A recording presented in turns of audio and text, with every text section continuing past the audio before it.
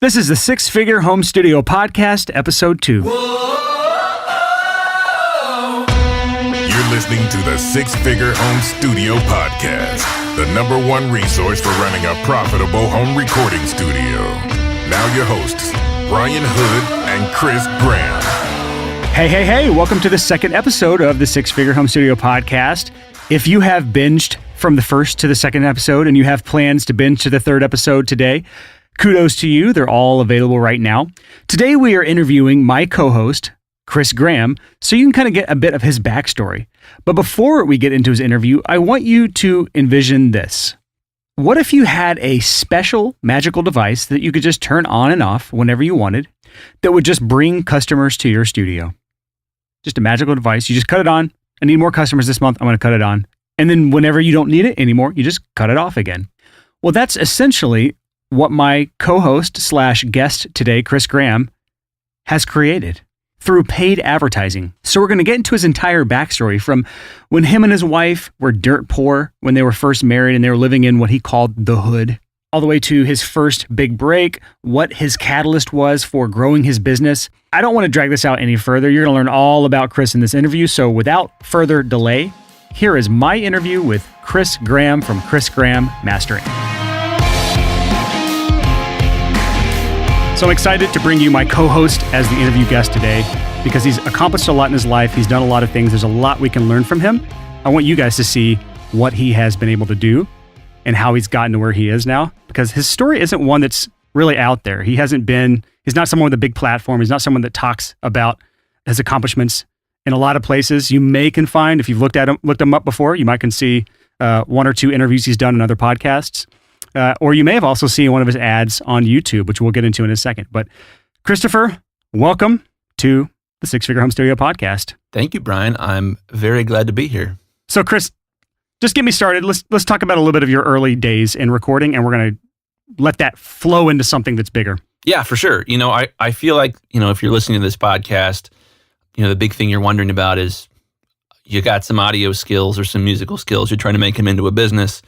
And it's tough, man. My story is I was just absolutely terrible at business stuff, and I sort of accidentally figured out how to figure it out. So my story starts when I was in my teens. I was in high school.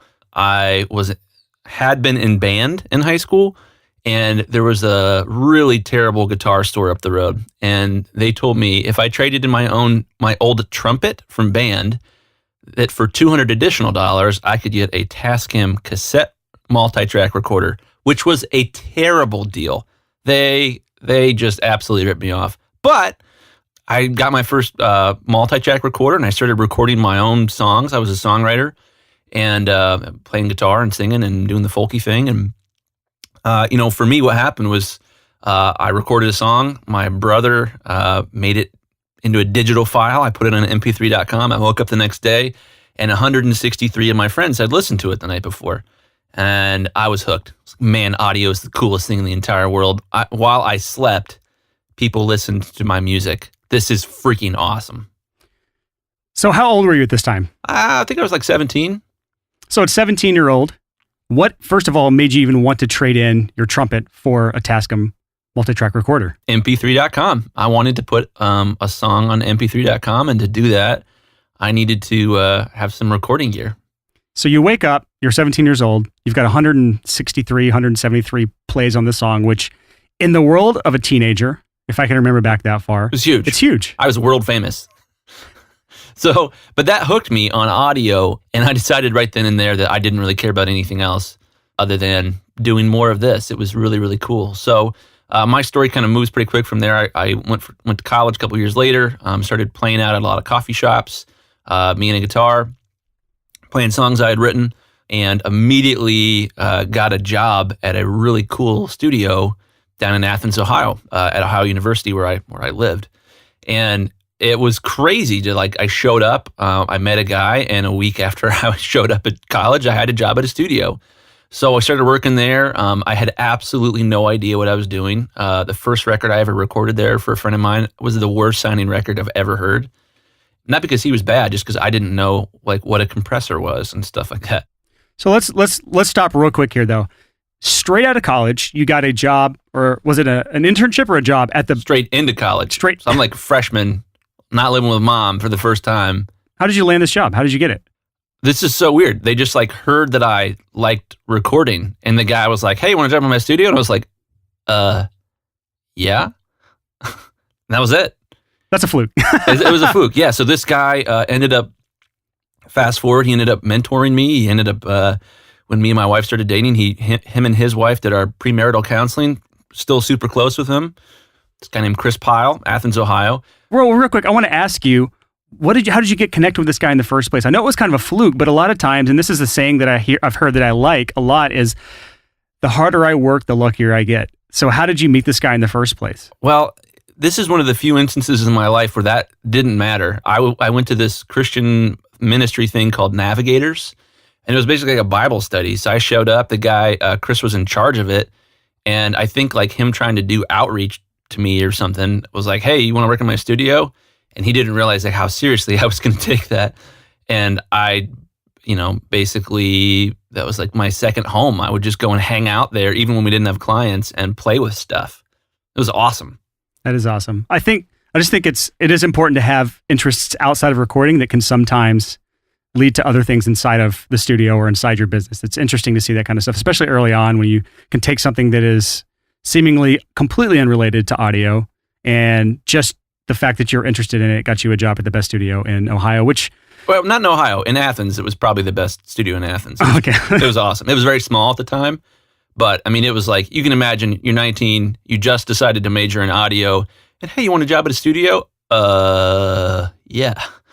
So, and there were no home studios back then. This is before really home studios took off. There was no such thing as a Firewire or USB audio interface at the time.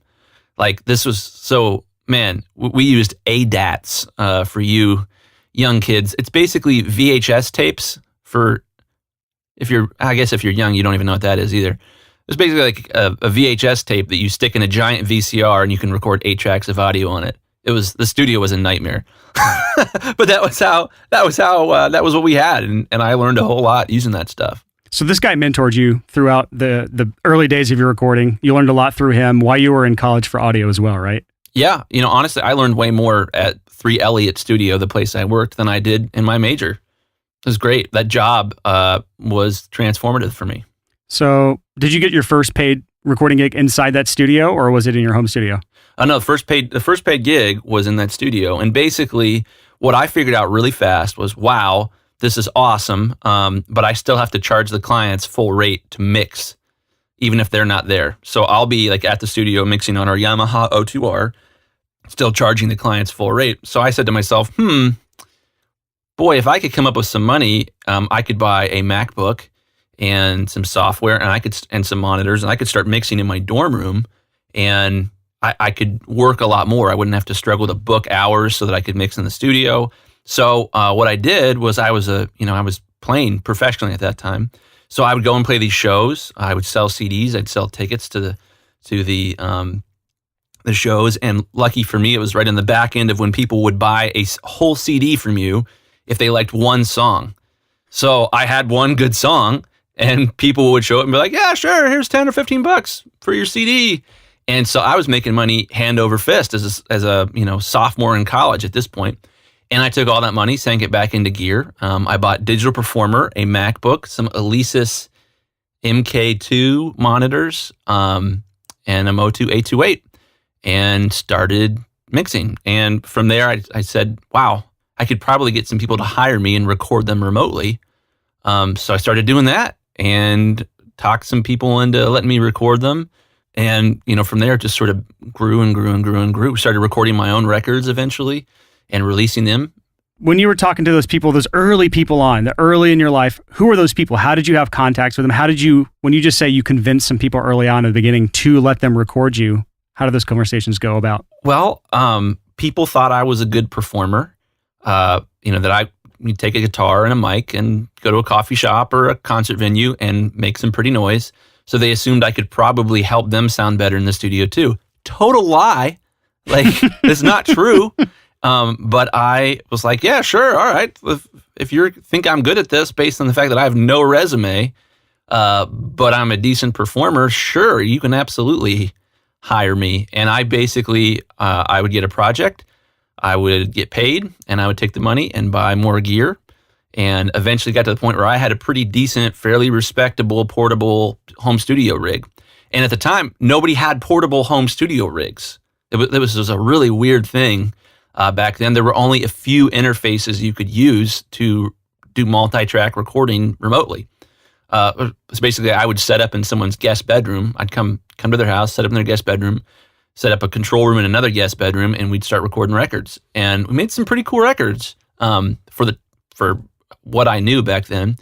And I kept doing that. I ended up basically turning in records for independent study credit in college and ended up graduating with like 36 hours of credit towards graduating, which was a big deal. It's 2/3 of a year at the school I went to. So I got to skip a bunch of classes to get paid to produce records. So by the time I graduated, I had a phenomenal resume compared to the other people I graduated with. I had done something like 60 or 70 songs that I had produced and engineered and mixed. And do you remember your rates back then? What you were charging bands back then for that kind of stuff? Well, it was all single rate. So I would negotiate one rate for a specific type of project. But I mean, like most other people starting out, I wasn't making a ton per hour, but I loved it. It was super fun. And then from there, I started coming into situations where my clients couldn't afford a mastering engineer. So I would get suckered into having to master their record. It was either you pretend to master this or they're going to release it without it being mastered at all. And that's a terrible idea. So I had to learn mastering as a necessity, and it was awful. Like it's miserable to master your own mixes, especially when you don't know what you're doing. So it was a school of hard knocks. And long story short, ended up getting married, met the girl of my dreams. She's smoking hot. And we got married, and I kept doing this for a living for a couple of years after we got married. But the mastering thing started to take off. Same guy that mentored me initially, I started to develop just this real interest in mastering. And I said to him, hey, would you give me a record that you've mixed that's already been mastered and released and let me try to master it for you again? And I did it, and he loved it and started hiring me for projects. And then he told his other friends that were audio engineers, hey, this kid's pretty good at mastering, and projects started coming in. Basically, I continued to do that, not making much money. I'm dirt poor. I mentioned on the last episode, me and my wife made $18,000 our first year of marriage combined was our actual take home. I mean, we were just totally way below the poverty line, but loving life. It was great. And then one day I had a revelation, and this stemmed back to the same guy, Chris Pyle, mentor of mine, had told me, boy, you're really good at mastering. You could do this for a living. And I just was like, yeah, right. That's crazy. How would I book enough projects to possibly make a living as a mastering engineer? And I totally wrote him off, didn't do anything with it for 2 years. 2 years later, I had this idea for the before and after player that's on my website now. And basically the before and after player at the time, nobody had this, was you would choose a song, you'd press play, and you could flip back and forth between before and after mastering. And you could hear my work in what seemed like real time. And that really made mastering less mysterious. You could hear, oh my goodness, that sounds substantially better and is substantially louder. And so I came up with the idea for this website, hired a developer to build the player. It was the first in the world.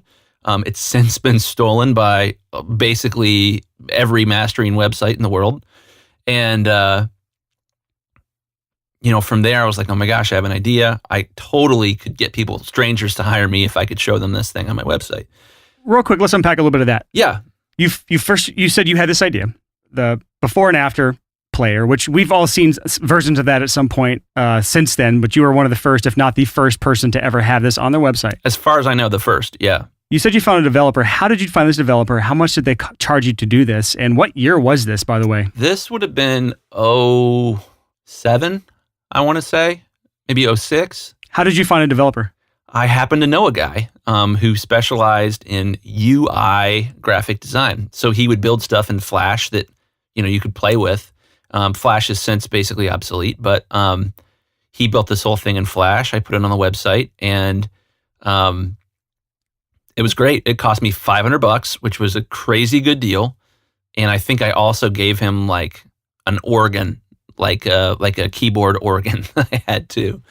But yeah, I mean, it was a long process to develop this because there was no code for us to like copy or, in the case of some other websites, steal. And we just had to figure it out. So he hired another developer to help him with this, and it turned out great. I put some of my work on there, before and afters, and then it got real. I said, I need traffic on my webpage. What were you getting at that time as far as traffic? Were you getting any? None. Absolutely none. So what I did was I asked around, and I had a friend that was really entrepreneurial. And I said, I need to learn about online marketing and running ads on Google. And he said, have you heard of Perry Marshall? And I said, absolutely not. Who's this? He said, well, you should get Perry Marshall's book on AdWords. AdWords is essentially, when you see the sponsored results in Google search. At the time, and still to this day, Perry Marshall was the freaking dude. So I got on Perry Marshall's website. I think I spent like $50 or $75 for the PDF of his book. I sent it to Kinko's. They printed it out and collated it for me, or put the little twisty dealy in it, so it turned into a real book. Got a highlighter out, and I tore that sucker up, man. I just read it and reread it and highlighted and taught myself how to use Google AdWords. And my shtick was, hey, check out my before and after samples, and if you'd like, I'll give you a free sample of one song. Send me one song, I'll master a portion of it. Actually, at the time, it was I would do a whole song for free, and I'll send it back to you. And I was quite successful at getting people to send me songs, and I had no idea how to run a small business or how to be efficient or how to work quickly or how to organize. So talk about your first ads you started to run. What are the first ads you started to run on Google AdWords? And basically, like the stupidest ad you can. Like if you search for the word mastering, then my little ad will pop up and it'll say, try my mastering, here before and after results. I'll master a sample of one song for free or something like that. And so I started running those ads, and it was terrifying because I was spending a crap load of money, and I had no money on these ads. But I think my first ad marketing budget was like $300 a month, which was just a fortune for us. So it was like me and my wife really talked a lot about it before we tried doing it. And pretty quickly, I had so many people that wanted a free sample that I couldn't master them fast enough. And I'll never forget it. There was a guy named Gary from Pennsylvania. And my phone rang, and Gary said, I think I want to hire you to master my record. And I was like, oh my gosh. And I think I asked him, I was like, oh, who do you know me through? Thinking it was like a friend of a friend. He's like, oh, I saw your ad on Google. And my brain exploded. It was like, oh my gosh, a complete stranger wants to hire me because he saw my ad on Google. This is awesome. Okay, let me stop you there. Before people listening to this go off and try to start putting stupid ads on Google. Hold off on that. Yeah, give us a few more episodes to explain some more of that. You can learn from my mistakes, trust me. Yeah, talk about what happened from that first ad. And actually, let's talk about how much research went into the entire ad process and the education process before you even put your first dollar into ads. How long did you spend learning about this? I don't even know. Maybe 50 hours before I started running my first ad. 40 hours, something like that. Like I read the book cover to cover, and I still have it, even though it's totally obsolete. It's worthless now because AdWords looks totally different than it did in 2007. But it was sort of the Wild West back then. Not many mastering engineers were advertising on Google AdWords. It was crazy. All these people interested in getting a free sample, and finally Gary hired me, and I had this epiphany that, oh my gosh, this stranger from Pennsylvania wants to hire me. There must be other strangers who would want to hire me as well. Do you remember what Gary paid you? $350. All right, so enough to cover a month's worth of ads. Yeah, and that I did that math immediately. I was like, oh my God, this will cover a month worth of ads. And oh my gosh, I didn't lose any money on these ads. How long did it take for that lead to come in? About a week or two. It was crazy. So like I knew absolutely nothing about running a business. I knew absolutely nothing about marketing other than what I had read in Perry Marshall's book. And Wham, bam, total stranger hired me, and I hadn't lost money in my first month on marketing. And I was like, oh my gosh, this is crazy. So did you just keep the ad spend the same after that first initial wave of people that came in, or you just let it keep piling in, or what did it look like? As you said hand over fist, people were coming in the door. Yeah, people were coming in like crazy, and I think, a couple more guys booked projects, and I think I made like $1,200 in a month. I remember like the first time I broke like $1,000 in strangers' money to master music, and I was like, oh my gosh, this is sweet. Honey, maybe we should spend $400 next month. And so we were like, okay, let's go for it. So, kept doing that and raising the budget a little bit, and got to the point, where my story starts to, this was awesome. It was incredible. I don't want to discount that at all. But what happened was there were so many people sending me samples, and I had no systems in my business. My business essentially was, hey, if you want a free sample, you send it to me. YouSendIt.com was like the best way to send files back then. So I would get a YouSendIt in my inbox. I would download the file. I would master it. And then I would like upload it to YouSendIt. And when it was done uploading, then I would like send the email to the client. And so I would spend hours mastering, hours uploading. And then I would have to then go back in and make sure I had, that I was sending the right links to the right people. So in a day, I might do 6 or 10 samples, and it was exhausting. And so I eventually got to the point, I think I had like 24 samples that I had to get back to people. And I was like, oh my gosh, this is awful. And keep in mind, I know nothing about business at this point. So you guys are probably thinking he's an idiot. You're right. I was totally an idiot. And so I finally just sort of had this breakdown, and I was just like recognizing that I couldn't keep up with this. And a good friend of mine, Matt Crumpton, a guy here in town, he's the CEO of DP Dough, the calzone company that's in college towns, if you guys know of DP Dough. DP Dough is delicious, by the way. Based in Athens, Ohio, originally. Anyways, Matt was like, hey, you should check out this book called 4 Hour Work Week. And I was like, 4 Hour Work Week? That's ridiculous. So I mentioned it to my wife, and my wife picked it up for me at the library, and it sat on my couch behind me for 3 or 4 months, racking up late fees before I even touched it. So I got to this point, back to the samples. I got to the point where I had like 24 samples I had to do, and I just lost it. It was like, dude, screw this. I can't do this. This is too hard. I'm not making any money. I'm spending a lot, and I'm like getting reimbursed for it, but I'm still super poor. Screw this. So I just kind of grabbed the book. How much were you making a month at this point from your business while running ads? I don't know, maybe $400 a month. Oh my something God. like just something pitiful. But like we're still in launch mode. That's pretty normal when you first start a business. I didn't know that. I just figured, hey, I'm gritty. I'm just going to keep going and hopefully grow this. So I grabbed 4 Hour Work Week off the couch that had been sitting there for like at this point the book had cost like $30 in late fees. I didn't even own it yet. And so I took it and I read chapter 5 at a local Starbucks, which was talking about the 80-20 principle, which we will talk about constantly in the near future. I have an article about it on the website. It's called What Audio Engineers Can Learn from Two Dead Men. That's a great title. Yeah. Well, anyways, I read that, and it basically talked about this idea that 80% of my results were coming from 20% of the things I was doing, and 80% of my headaches were coming from 20% of the things I was doing. And basically what Tim Ferriss says in 4 Hour Work Week is figure out what 20% is making your life miserable and fire it, and figure out what 20% of your life is making 80% of your results and try to duplicate it. So we're going to get into that with you in a second, but I will touch on a little bit of my story here, which we'll get into the next talk, the next episode, which is I did this 80-20 analysis in 2014 for my studio. I actually detail this in an article on the blog called, it was just basically how I just gave out all my income and expense numbers. I broke it down on the blog, which you can find the article somewhere on there. Just go look on the blog. There's not that many articles on there.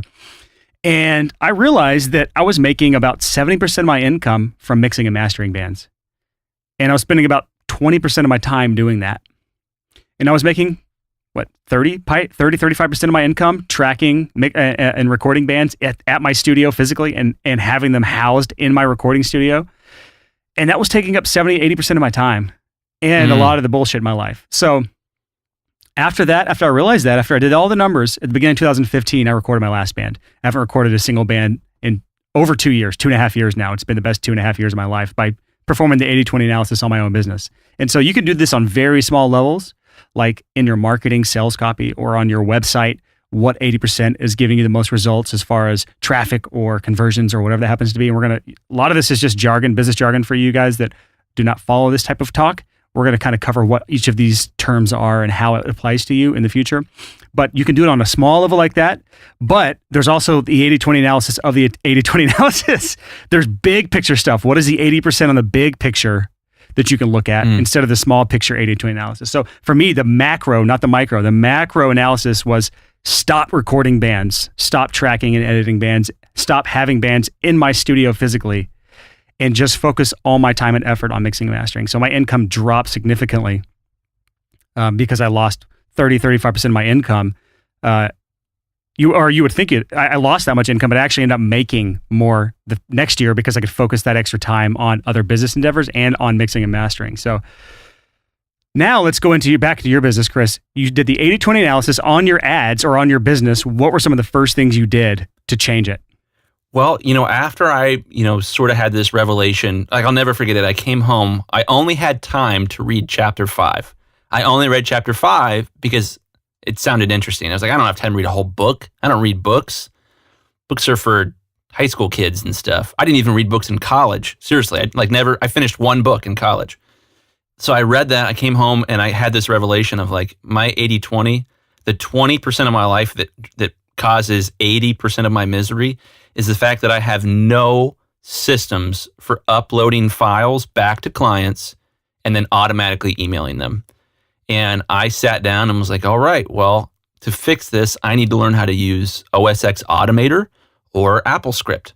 I need to find a way to automate this so that I can batch, like have a system where when I send files, that the emails are already sent out and I don't have to wait around for everything to upload and then sort which URL needs to be sent to which client.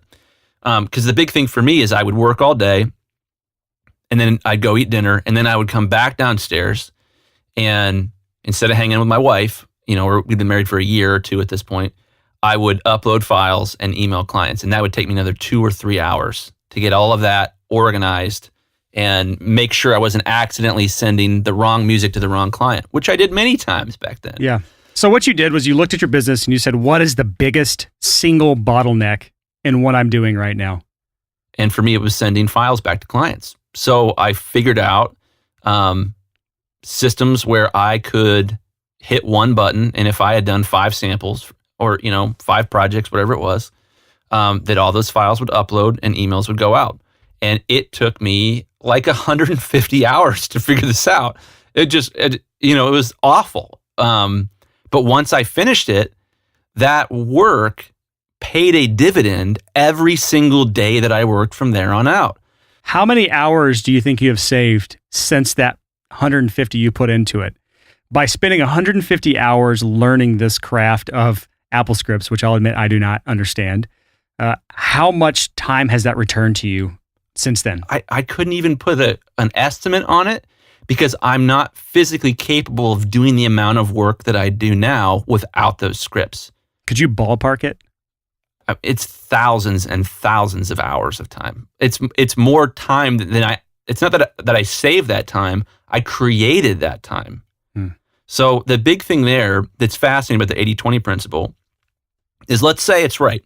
Let's say there's 20% of the things that you're doing that are causing 80% of your results. So you've got the other 80% of the stuff that you do that's not bearing fruit, so to speak.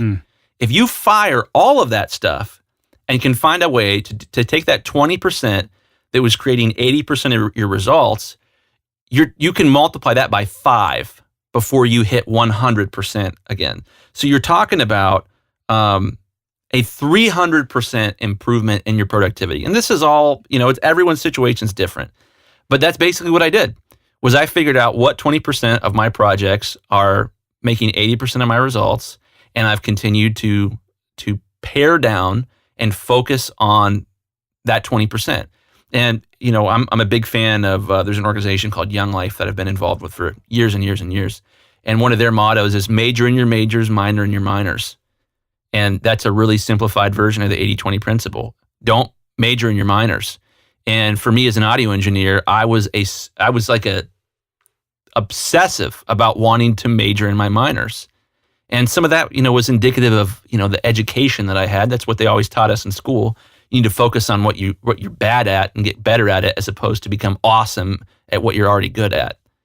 And so for me, so let me zoom back in. So I read the first, the fifth chapter of 4-Hour Work Week, learned about the 80-20 principle, went back in, started to address the issues in my business that were bottlenecks that were making me miserable, removed those, did the work that needed to be done to remove those, made less initially because I had to do all this extra work.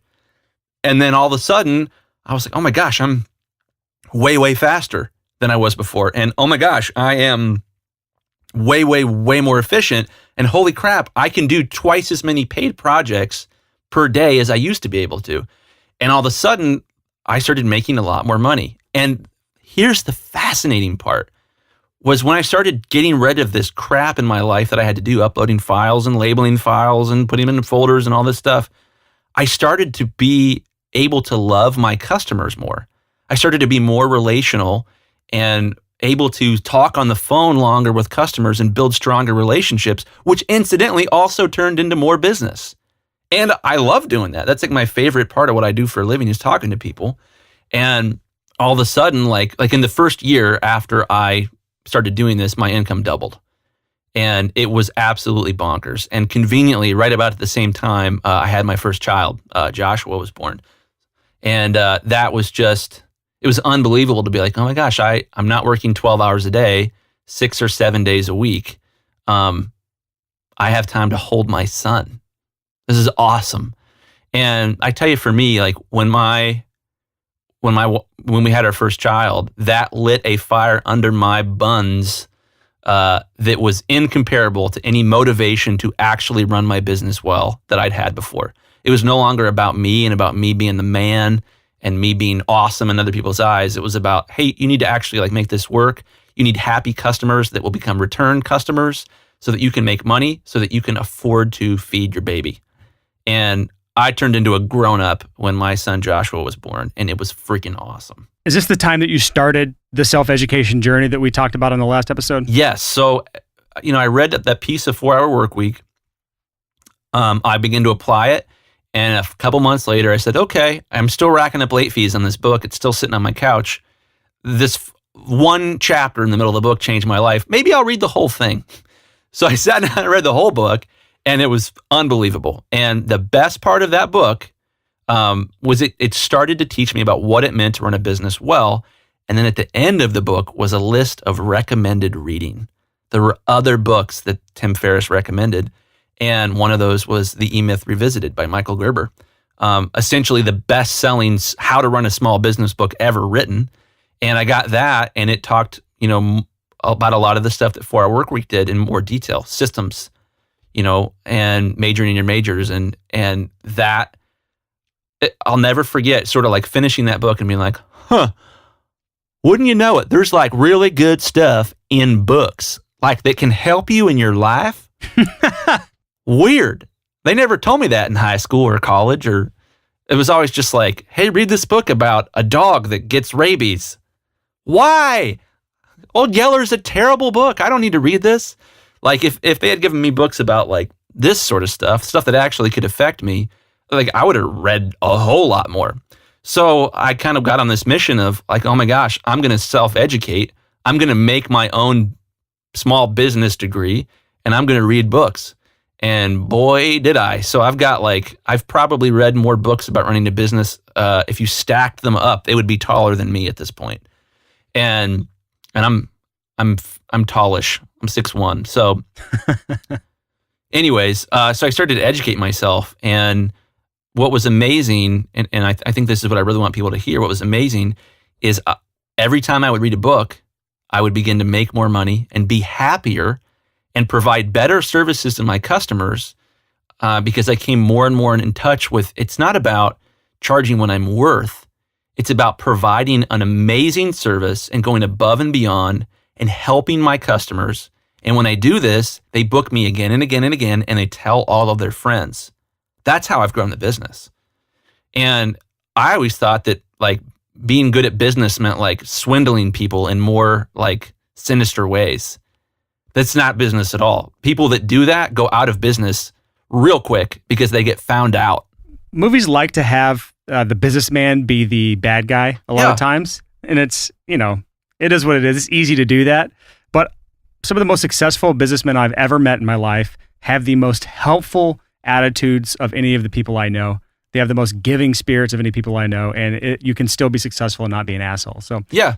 Well, in case in point, let's just, kind of, excuse me, hypothetical here. If one of our listeners owns one of the 10 studios that are in, let's say, Austin, Texas, and they're trying to compete, they're sort of towards the bottom of that list of 10 studios. I'm sure there's more than 10 studios in Austin. When somebody wants to go to a studio, what do? They do two things. They ask their friends, where should I go? And they Google it. They get on their freaking phone or their computer and they type in recording studio. And do you know who they call? They call the studio with good reviews. They call the studio that's got, oh my gosh, we got 10 studios. Each of them have 2 reviews and they're like 3 stars. But this one studio at the top has like 57 5-star reviews. Which studio are you going to go to? So if you want to grow your business, and there's so much more to this, you have to provide value, because you can't get 57 5-star reviews without blowing people's mind and giving them a better deal than they bargained for. So let's talk about, this is a good place to go into the different business models that you and I have. Yeah. Because I don't need reviews on Google, and I'm not going to get 57 reviews because I don't think I work with 57 clients per year. I don't think I work with a fraction of that per year. I do bigger jobs, averaging around $200 to $2,500 per job, and I do less of them than you, a lot less than you as far as volume. You do a lot more, many multiples of what I do, but at a smaller scale or a smaller price per project. Talk about that a little bit. Yeah, so that's another interesting thing, I think, for people that are starting out and trying to start a small business. And what I got totally wrong. When I first started my small business, I would look for the biggest possible fish I could find. I'd work for him nonstop for months on end, and then it would be over. And if I wanted to get a review from him, so what? It's one review. So I think when you're starting out, one of the best things to do is to do the smallest projects that you can. Start with small projects. Do vocal editing, or do, a little bit of drum editing, or do just vocal mixing, or, record voiceover, stuff that you can be in and out and done, and that you can go so far above and beyond that when the client gets done and they say, oh my gosh, you're so great. You're the best engineer I've ever worked with. You're so friendly. I can't believe you bought me dinner after the recording session, blah, blah, blah, blah, blah, blah, blah. Wow, man, that's so cool. Would you mind just putting that in a Facebook review for me? Just give me 5 stars on my business page. You can do a few of those a day, and you can build up your reviews really fast. And that's something, everybody's business is different. But for me to focus on the big fish first, that's something you need to be a more mature business owner, I think, to build a business on. So let's talk about something that I talk about a lot, which is niching down. And so my 80-20 was cutting out my tracking services. Let's talk about when you first started out in a broad area, you actually niched down by service. So you were offering many services and you were basically stagnant in your income. What were you doing to niche down at that point? Yeah. So for me, what I was doing wrong in the way that I was running my business is, first and foremost, I wanted people to think I was awesome. Not for the money, but just because. I just wanted people to think I was awesome. So to do that, I looked at this producer. His name is Ed Cash, and Ed Cash is a stud.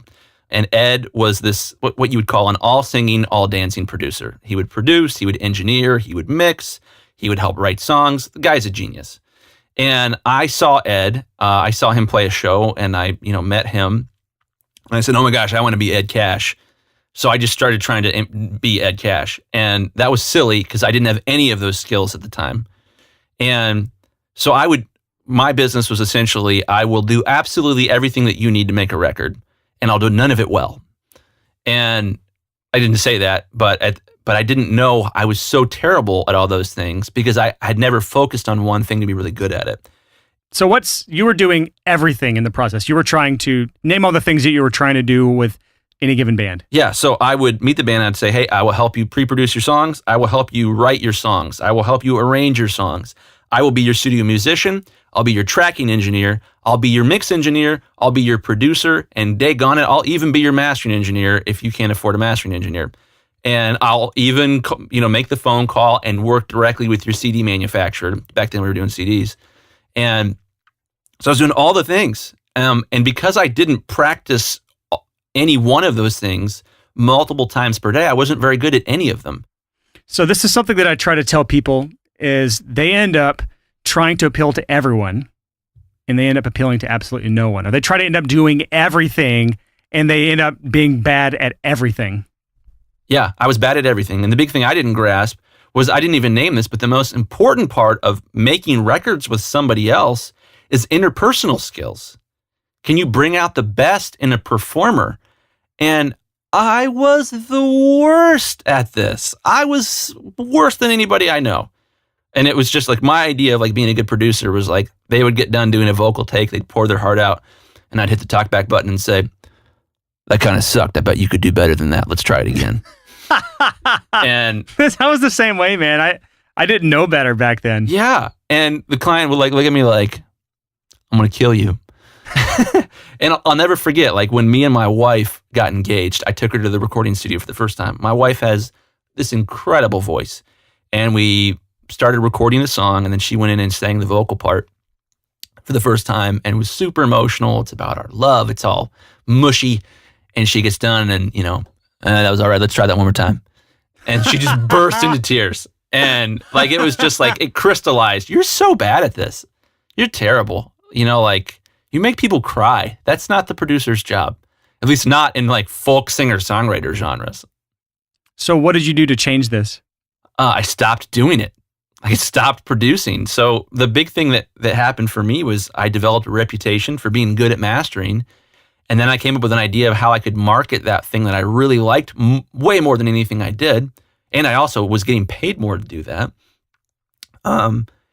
And just one day, I decided, you know what? I am going to stop accepting producing projects. The thing I had going for me at the time was me and my wife had gotten married. She had a good job teaching at a local school, and she was making enough to provide for both of us. We had just bought a house at like the bottom of the market in 2007. So like we were the only people that wanted to buy a house in our neighborhood. So we got a great deal. And I just said, I'm going to stop accepting producing projects and engineering projects and mixing projects. I'm only going to accept mastering projects. And it was terrifying. And I bit that off. I went for it. And immediately the absolute most successful musician in the area, his engineer invited me over while they were getting their masters back from a mastering engineer. And the masters weren't very good. And they were talking about how frustrated they were. And I piped up and said, hey, I'm a mastering engineer. Why don't you let me take a crack at it? And I did. And they loved it. And I, put that song on my before and after player and booked a lot of projects from showing people, hey, this is the before and after. How did you have that? Did you have the relationship with the artist or the engineer prior to that? How did that? The engineer is like, his name's Seth Ernest. And Seth, he lives in Nashville, not too far from you. He's just like one of the sweetest, most awesome guys in the entire world. I freaking love Seth. And the musician was this guy named John Rubin. He at one point in time was the largest selling Christian rapper in the world. This guy was a stud. He's awesome. I freaking love John. And I just was in the right place at the right time with John. And they, released the record and it, got some attention. And I was able to leverage that they trusted me into getting a lot more projects with other people in the future. So again, it was one of the situations that I like to say, the harder I work, the luckier I get. Yeah, exactly. Yeah, like I at that point had made the commitment, I am only going to accept mastering projects from here on out. I want to major in my majors and minor in my minors. And the beautiful thing about that, I know it's terrifying, like if any of you guys that are listening and thinking like, what could I cut out of what I try to do for a living, or what I'm trying to do for a living, and only focus on one thing and doing it super, super, super well? Yes, it's terrifying, but something happens when you only do one thing again and again and again. There's a great book by Malcolm Gladwell. I love Malcolm Gladwell, and he talked about Outliers. In Outliers, he talks about, that people that have a ton of experience develop almost superhuman abilities if they only do one thing day in and day out. And when you don't specialize, you never develop the opportunity to focus on one thing day in and day out and become superhuman at it. So like at this point, as a mastering engineer, I am so much better than little weenie Chris Graham was in 2007 because I've mastered over 10,000 songs at this point. So when I hear a song, there's no emotional battle in me about wanting to be awesome anymore. I just do what needs to be done, and I know immediately where I want to go with a project. And that also came from specialization. And so you also, the fact that you've done the same thing over and over and over and over again, and the fact that you have specialized solely in mastering, you've been able to build every single thing around what you do to make that as efficient of a process as possible. And you have essentially taken out every single step that is non-creative, and you've either automated or delegated it. That means you've either gotten it to do it automatically, which is by Apple Scripts or by Zapier, which we'll maybe cover at some point, or through some other sort of automation that keeps it from you having to touch it, or you've delegated it, which means you've gotten someone else to do it. And through those two things alone, you've been able to just jack up the volume of projects you do compared to anyone else. What are you willing to share as far as how your business is doing nowadays? It's doing great. We are well into six figures in revenue each year. Most importantly, I live the life I want. I've got 3 kids, I've got an awesome wife, and I can't believe how awesome my life is because, yes, the business is successful, but because it's successful, I have freedom. And to me, I feel like there's 2 reasons that you're listening to this podcast. You either want freedom from your studio, or you want to be known as the man because of your studio. And I'm not going to judge you on either one of those things, but for me, when I had my first child, freedom becomes more valuable as you get older. You meet the right person and you get married, you want freedom to spend time with them. And when you're the bachelor audio engineer, you don't get that opportunity very much. All you do is live in the studio for 19 hours per day. I can attest to the fact that as the bachelor studio engineer or mixing engineer, I have spent many countless hours in the studio without showering. I'm sure some of you can relate to me. I've gone many days. I'm not going to give a specific number there. But since 2014, 2015, that I stopped recording bands, and I would definitely say I have a lot more freedom in my life. It's allowed me to do things like in 2015, in the summertime, I spent 5 weeks in Europe, in Iceland. In the beginning of this year, I spent 6 weeks in Thailand and Cambodia. I've done some things like that I would have never been able to do had I not taken my business seriously. Yeah, and I think the big thing to say here, and if I don't want someone to walk away, my thing when I first started learning about business was I'd hear stuff like this, or I'd read it in a book and be like, they're lazy. They just want to rip people off. No, totally the opposite. I want to work on as many art projects as I possibly can, and I want to serve my customers as best as I possibly can for 2 reasons. One, it feels good. Feels good to know I have integrity. Preach it, girl. And I'm treating people well, and I'm being a good man. 2, by doing that and by being efficient and by running my business well, I get the opportunity to work on tons of fun projects. But it's only because I'm so efficient. Back in the day when it was one client over a 3-month period, it wasn't sustainable, and you have to find a way to be efficient so that you can get to the cool projects. So when I'm talking to a lot of the newer guys that are getting started, and they're always coming to me with these kinds of problems where this client is doing this. What should I do? They're trying to get a discount. What should I do? They're trying to haggle with me. What should I do? I make parallels relationships. So if you're in the dating scene and the person you're trying to go after is playing all sorts of games, but say she's the only person that you have any sort of interest in, or that has any sort of interest in you, you're going to do whatever you can to get that person.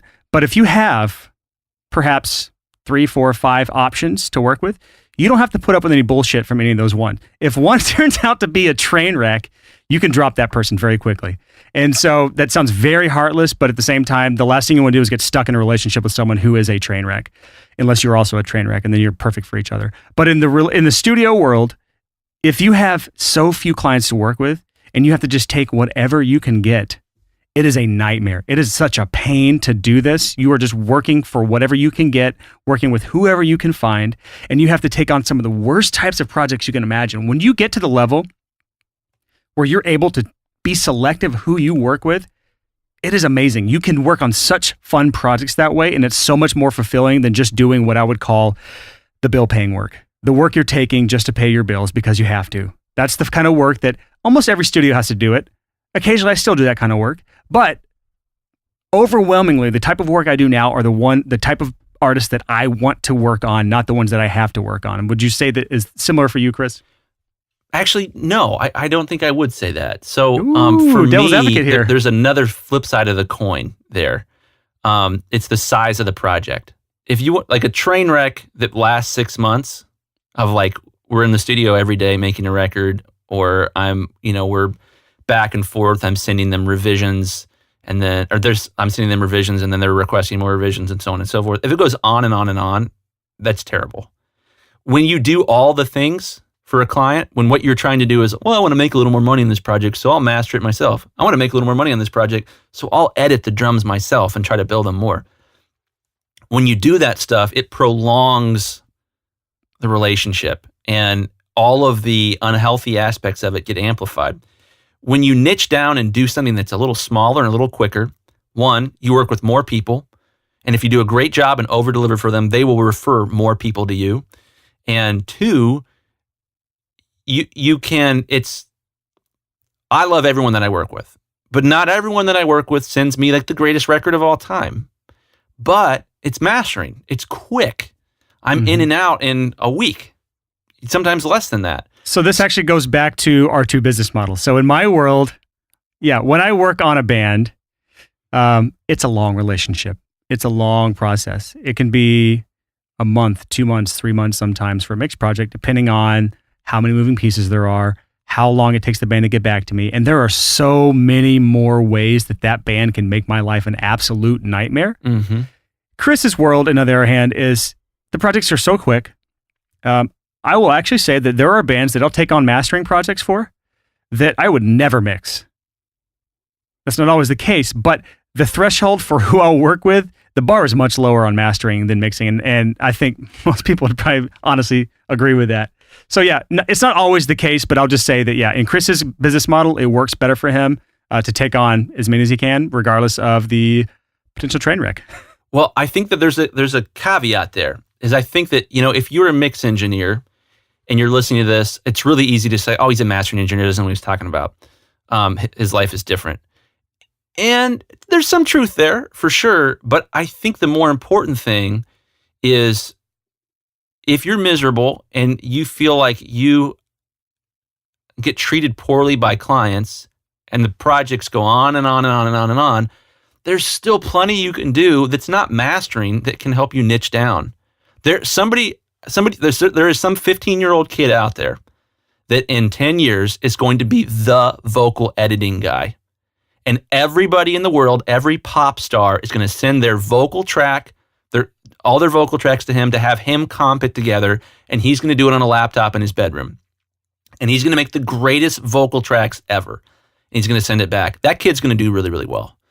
I think the important thing to pause here and think about is, where do you want to go? What do you think your business model is? What do you think it is that you're doing to make money? And not just be obsessed with continuing to do exactly the same thing in the future. There's a lot to be said to saying, well, I'm going to focus on, and you've done this, Brian, I'm going to focus on really angry mixes. I only want heavy clients. I only want clients where it's, huge guitars and huge drums. And, if you're trying to mix and you're mixing a folk song one day and a classical song the next day and a death metal the song the day after that, that requires a pretty high level of skill. Yeah, there's no one I know that can mix those three genres specifically. It's tough. So to scale back and say, I just want to focus on this one thing, you start to develop crazy aptitude in that one thing. And when you start to develop crazy aptitude, you get better work, and it's also faster. So how much you're making per hour goes up when you niche down. If you are frustrated that you're not making much as a audio person, I'll bet you anything that one of the components of that is you haven't niched down. And it's not only just the skills involved, it's the relationships involved. When Chris went to mastering, that means that if he focuses his relationship building on audio engineers, people that will send him mastering projects, he has multiplied the amount of projects that he can have sent to him. In my world, when mixing and mastering heavy music, which I've actually niched down in services, mixing and mastering, which in my world, it's much more common for the mixing engineer to master as well. Not so much in other genres, but in my genre, it works. But also, I've niched down in the services, mixing and mastering, and then the genre, which is heavy music. And there's a bunch of subgenres within that when you can niche down even further within that if you want to. I don't, not typically. And that evolves a lot. But the point being, the relationships that I build out in my world all lend itself to the genre I'm in and what services I'm trying to offer them. So if you can focus on one specific niche, especially a niche and a service, then when you go and network or when you meet people or when you build relationships, you're doing that in one area. And I use this horrible illustration here for people, if this makes more sense to you. If I tell Chris to dig one hole and I'm digging 3 holes and we have 1 hour to dig, who's going to have the deepest hole? And so it's clearly going to be Chris because he can focus on that one hole. He can put all his effort in that one hole and he can go much, much deeper than if I'm just spreading my time between 3 different holes in the ground. And so it's the same exact thing in a genre. When you're niching down to one specific genre or one specific service or one niche, whatever you want that to be, whether it's songwriting or video game music or if it's producing rap artists, whatever it is, if you put all your time and effort into that one area, you can make a living from it. In most situations, not all genres and niches are going to be the same, but you're going to be much better off than trying to do everything, because if you try to appeal to everyone, you will appeal to absolutely no one. Yeah. I think, I can hear myself from 10 years ago, what I would be thinking listening to this podcast right now. And I would say, that's crazy. I'm dirt poor. I can't afford to sacrifice any clients. These guys are nuts. Maybe it worked for them, but it'll never work for me. Here's the thing, dudette. The advice that we're saying to niche down, we didn't come up with it. If you pick up any business book, any book on how to run a small business better, every single one of them will say this. This is really, really, really basic stuff that nobody tells audio engineers. Just Google niching down, the phrase niching down. Yeah. Just Google it and you'll see. This basic stuff. And we're not business professionals, or we are, I guess, technically professionals. We get paid for this. We're not the best at business in the world.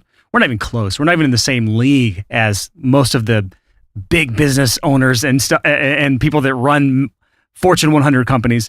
We are small peons. But what we do know is that in the world of pro audio or recording studios, there are so many of us that lack basic knowledge that if we can bring anyone that basic knowledge, we want to do it. Amen. That's what this podcast is about. And for me, I think making art for a living, man, society needs people like us. It's like what makes life worth living. One of the things anyways, art, great art. And when creators get dumped on and can't make a living doing it, that's a problem. That's a societal issue. And it gets me excited when I see people that are able to take the skills they have in making art and make that sustainable, and as a result, make way, way, way more and way, way, way better art. So that's my passion here with this podcast. All right, it's time for our Fab Five. This is 5 questions, maybe 4. This is new. So this is going to be a set series of questions that we ask our guests from now on, and these will probably change because some are better than others, and maybe we'll narrow it down to 4. Or maybe we just cut the segment out altogether. Who knows? But this is what we're going to try at the beginning. The first of the 5 questions that we have on the Fab Five, or soon to be Fab Four, we don't know yet. What are you happy about right now in your studio, and what are you not so happy about right now? Am I happy? I got the new top of the line MacBook Pro with the Touch Bar, and I've been working on that for the first time this week. And me likey, the new Touch Bar has really changed the way I work. It gives me quick access to all the things I want. So it's sped me up, and I freaking love it. Crappy, kids and fam have been sick this week with the cold. So I have yet to get it, but I'm sure I'll have it shortly. So that's been our crappy. Whew. All right, next question is, what is your worst studio purchase ever, or at least that you can remember right now? Without throwing too much shade, I bought my first pair of studio headphones with a pair of Sennheisers. And I think they were like HD 280s or something. They were just huge and closed. And they cost, like, it was $180 when I was like 19. It was so much money. I've just never really liked them. It was just so sad that, like, my first pair of headphones weren't that great. In retrospect, I wish I had bought a pair of Grados for my first pair of headphones. I will say that is probably not going to be the worst answer we get. I'm sure $180 pair of headphones. It's terrible. Yeah, I'm sure there'll be some worse ones than that in the future. Okay, let's talk about your best studio purchase under $100. That's a great question. I didn't think about this that much. My best studio purchase for under $100, I'm going to slightly modify that, was, I know that people don't love them as much as they used to, but back in the day, I spent $150 on my first Waves bundle. And back in the day, stock plugins were not what they are now. And when I first started using the Renaissance compressor, it was life-changing. I was like, oh my gosh, this actually doesn't make my music sound worse. It sounds better when I use this compressor. So I would say I think it was like the Waves Renaissance bundle. It was like $150. That was fairly life-changing for me this is like 15 years ago. It was awesome. And as much as Waves put their plugins on sale, I'm sure that's gone way less than that since then. Oh yeah. I mean, they were so expensive back then. Next question. Billy wants to start a studio. Should Billy go to audio school? Well, caveat there. If Billy has to go into student debt to go to audio school, I would have to say no. If Billy has a full ride scholarship and has nothing better to do, absolutely. If Billy's parents are awesome, like mine were, and saved up money, maybe. But I think the caveat there, and I'm sure we'll get into this more, is only so long. Let me sum up my whole answer in this. Should Billy go to audio school? Only so long as Billy understands that being a good audio engineer is less than half of being a successful studio owner. Okay, so the final question of the Fab Five, at least how it stands right now, is what ask do you have of our listeners? Whoever stuck around this far, what ask do you have of them? Yeah, my ask, when you're recording a podcast, it's weird. It's a little bit of a one-way conversation. We're talking, you're listening, and that's weird and lonely. And we would love feedback from you guys. We would love for you to email us if this is the sort of podcast where you're thinking, oh my gosh, why didn't they teach me any of this stuff in audio school?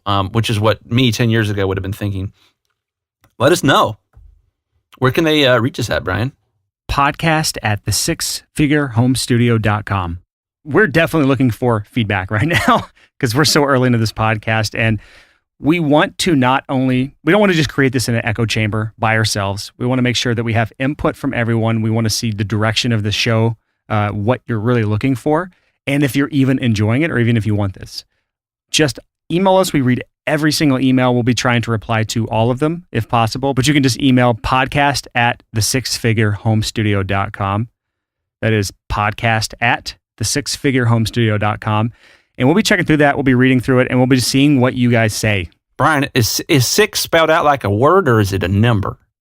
Yeah, so just like my website, thesixfigurehomestudio.com, it's spelled out SIX. 6. And why do we want feedback, Chris?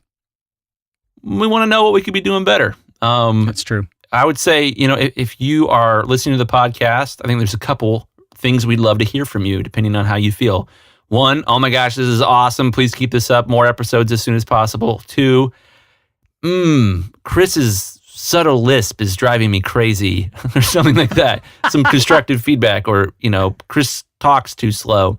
Or three, you guys are idiots and I completely disagree with everything you said. Either way, let us know. We are receptive. Contact us. That is podcast@thesixfigurehomestudio.com. That is it for this episode.